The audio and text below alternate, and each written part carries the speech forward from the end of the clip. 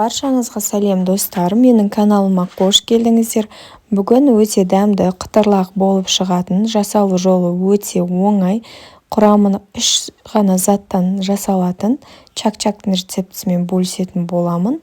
Ең алдымен 3 жұмыртқаға сода, тұзды салып жақсылап араластырып, және оның үстіне ұнды салып, қамыр илейміз. Қамырымызды илеп болғаннан соң 15-20 минутқа қалдырамыз, және ол қамырды алып, жұқа етіп, жайып шығамыз. Менің каналымды жоғалтып алмас үшін подписация батырмасын басып, қоңыраушаны басып қойыңыз.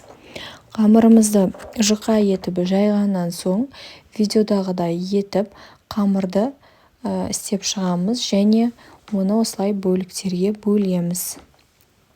Әр бөлікті бөліп, жеке-жеке жайып, видеода көрсетілгендей етіп, пышақтың көмегімен кесіп шығамыз.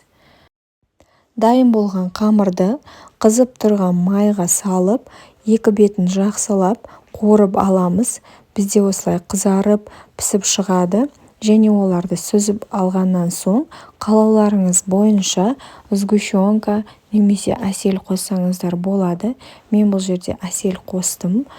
Және өз қалауларыңызбен әсемдесеңіздер болады. Міне видеода көріп тұрғандай мен мейіз және бетіне мак септім.